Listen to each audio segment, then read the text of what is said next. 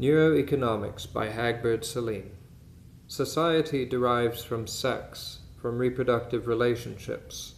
Mammalian pair bonds and pack bonds, imprinted emotions of affection and trust, held the first human bands and tribes together as working units. At the center, the hub, stood the orgasmic tenderness, the shared love of the genital embrace in the mating act, and out of this radiated the sublimated tenderness of parent, infant, brother, sister, uncles, and aunts and grandparents, the whole extended family or hunting/food-gathering band. The conquering state and the subsequent fission of society into separate classes of privileged and deprived created poverty. Poverty as a human institution derives from conquest, from the establishment of government, the invading warrior band remaining to rule that which they have conquered, and from the institution of laws to perpetuate the class division between invaders and invaded. The human, like any other primate, contains neurogenetic circuits ready to be imprinted by pair bonds and pack bonds. The evolutionary purpose of these bonds remains classically mammalian. They ensure biosurvival and pack status. The rise of the conquering state, the feudal state, and eventually the modern capitalist state has progressively undermined and subverted the tribal pack bond, the extended family. In the most advanced capitalist nation, USA, little pack bonding remains. Hardly any U.S. citizens will stop for hitchhikers, give to beggars on the street, or even trust their neighbors. Many don't even know their neighbors. Normal pack bonding behaviors of trust, charity, affection, etc., still found in the feudal nations have atrophied here.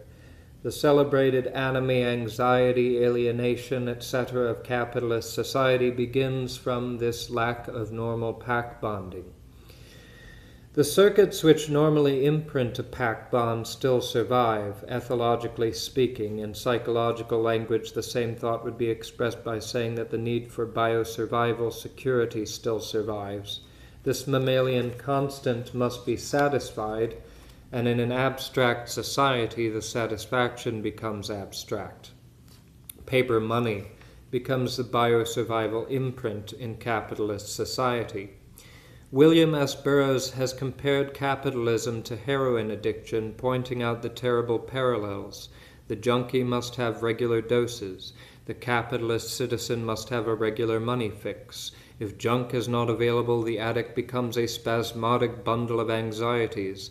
If money is not available, the capitalist citizen goes through similar withdrawal trauma. When junk becomes scarce, junkies behave desperately and will steal or even kill. When money becomes scarce, capitalist citizens will also rob or kill. Opiate drugs, according to Dr. Timothy Leary, function as biosurvival circuit neurotransmitters. That is, they activate neural networks keyed to the mother-infant bond. In terms of Freudian psychology, the junkie in the arms of Mother Opium regresses to infantile bliss. In a society without the normal mammalian pack bond, similar imprinting occurs on money by conditioning learned associations onto the infantile reflexes. The capitalist citizen learns neurologically that money equals security and lack of money equals insecurity. Infantile separation anxiety, the fear of losing the all-providing mother, became generalized to tribal separation anxiety quite early in hominid evolution. The person thrown out of the tribe for deviant or antisocial behavior experienced real survival anxiety. The tribe in primitive conditions has much greater survivability than the lone individual. Ostracism then usually meant death, just as ostracism from mother can mean death to the infant.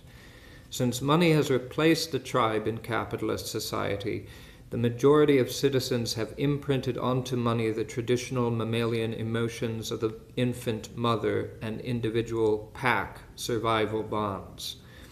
This imprinting is maintained by conditioned associations created by real deprivation experience.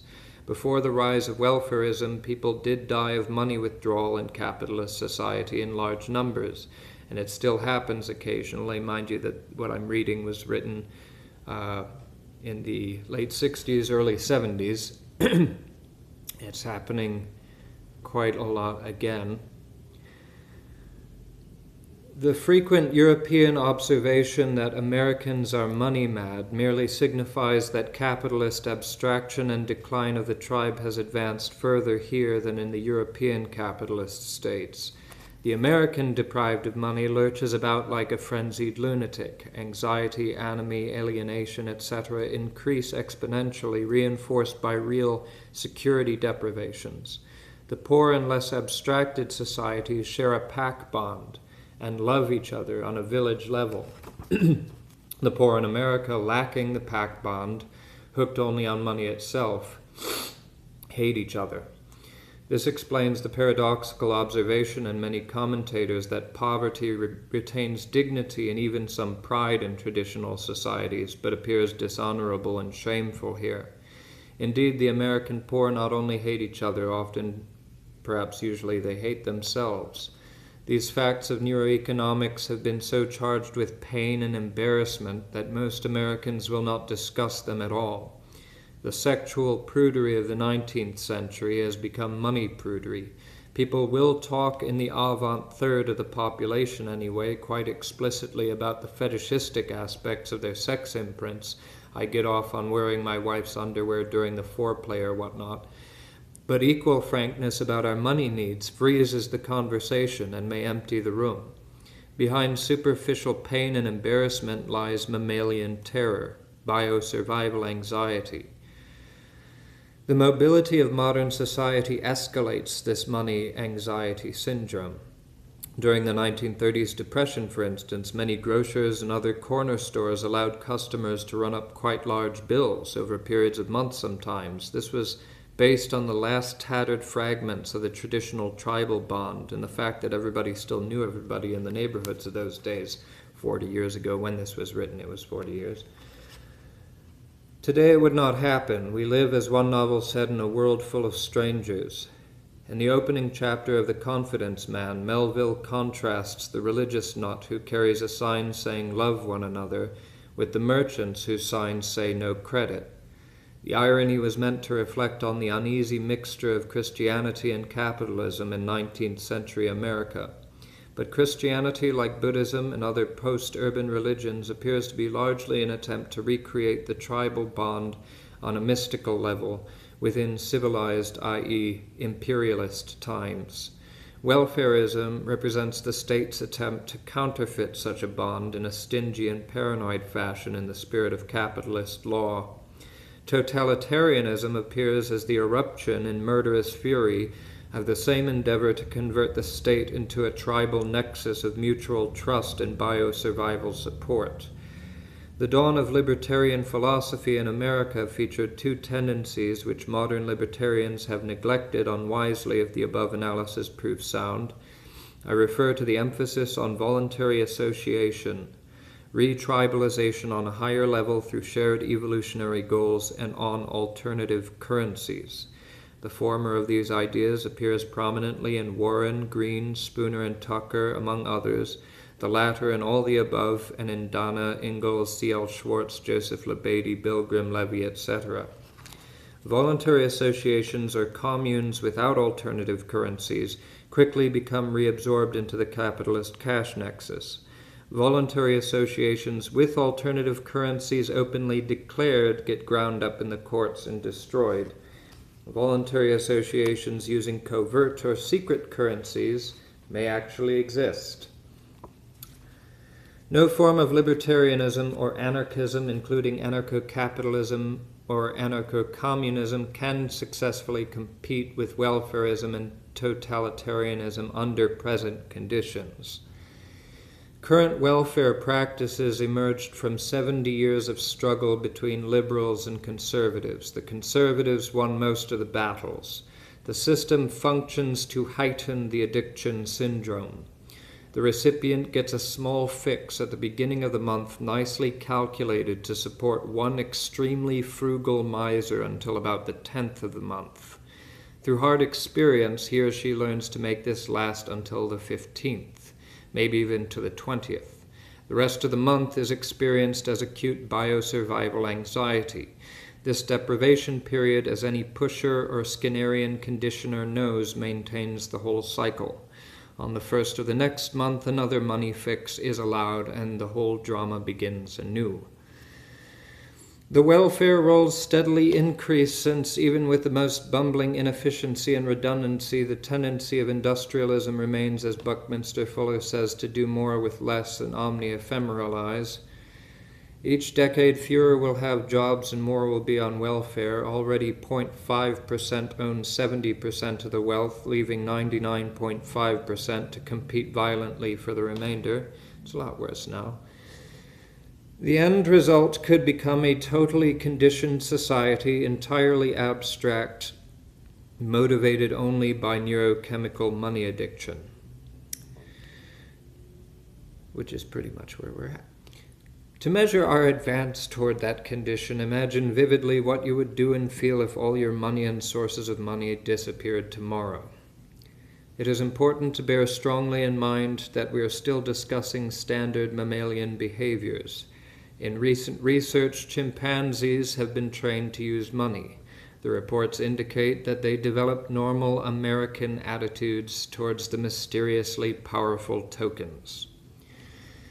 The Illuminati pyramid on the dollar bill, like the similar magic emblems of the fleur-de-lis, swastique, two-headed eagle, stars, suns, moons, etc., with which other nations have seen fit to festoon their state currencies or documents, is intrinsic to the spookiness of the whole monopolization of mana or psychic energy by the state. Here are two pieces of green paper. One is money, the other is not. The difference is that the former was blessed by the wizards in the Treasury building. The capitalist worker lives with the same perpetual anxiety as the opiate addict. The source of biosurvival security, the neurochemistry of feeling safe, is hooked to an external power. The conditioned chain, money equals security, no money equals terror, is reinforced continually by seeing others fired and fallen by the wayside. Psychologically, this state may be categorized as chronic low-grade paranoia.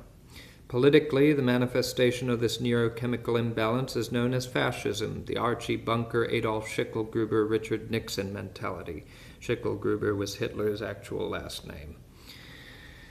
As Leary says, fear and rage restrictions on freedom now dominate our social life. Fear and restricting violence can become addictive kicks reinforced by schizophrenic policymakers and an economic system which depends upon restricting freedom and upon the production of fear and the inciting of violent behavior. In Desmond Morris's perfect metaphor, the naked ape behaves exactly like a zoo animal. Despair is the essence of the cage experience. In our case, the bars are intangible, imprinted game rules, Blake's mind-forged manacles.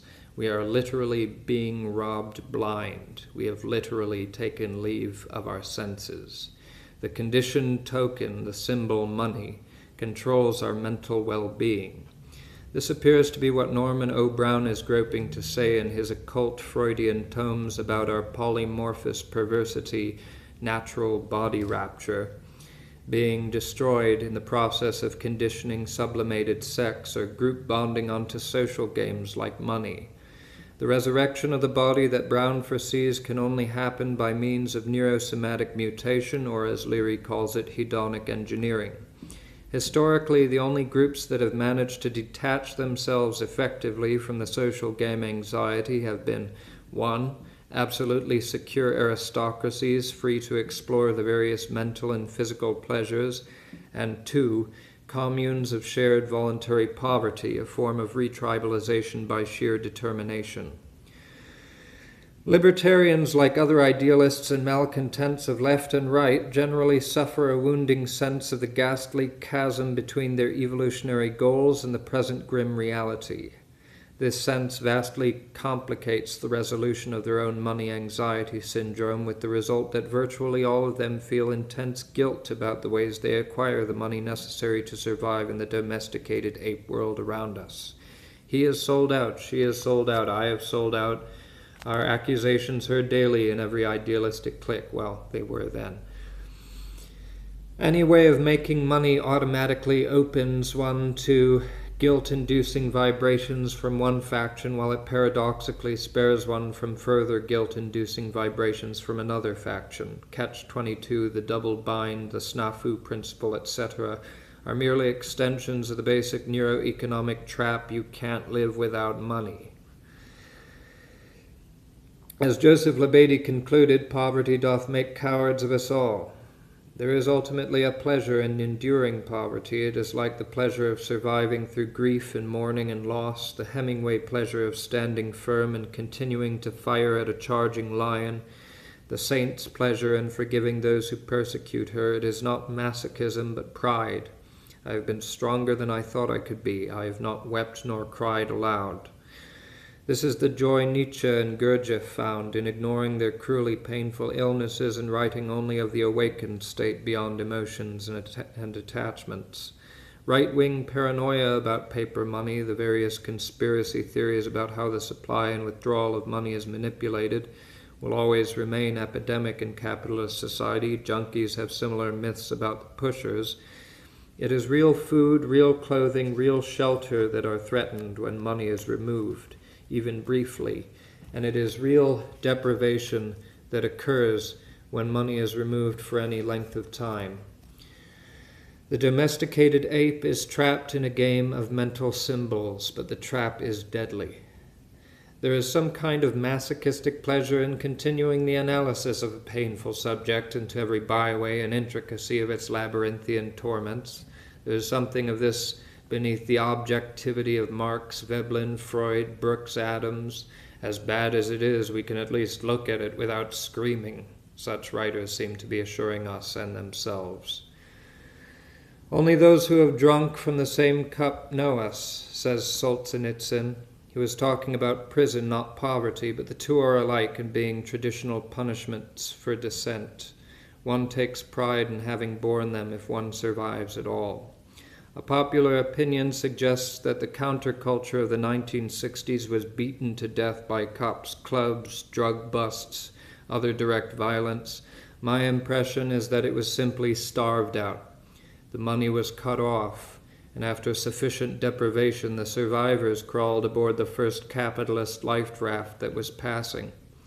Capitalism, Jack London wrote, has its own heaven, wealth, and its own hell, poverty. And the hell is real enough, he added from bitter experience. So I guess this was written in the early 70s. Fatherhood is problematical at best, but it becomes a hero's task under capitalism. When the money supply is cut off, the father of a family in the United States today experiences multiplied anxiety, fear for self, fear for those who love and trust one. Only the captain of a sinking ship knows this vertigo, this wound. To survive terror is the essence of true initiation, for they live happiest who have forgiven most, and as Nietzsche said, anything that doesn't kill me makes me stronger.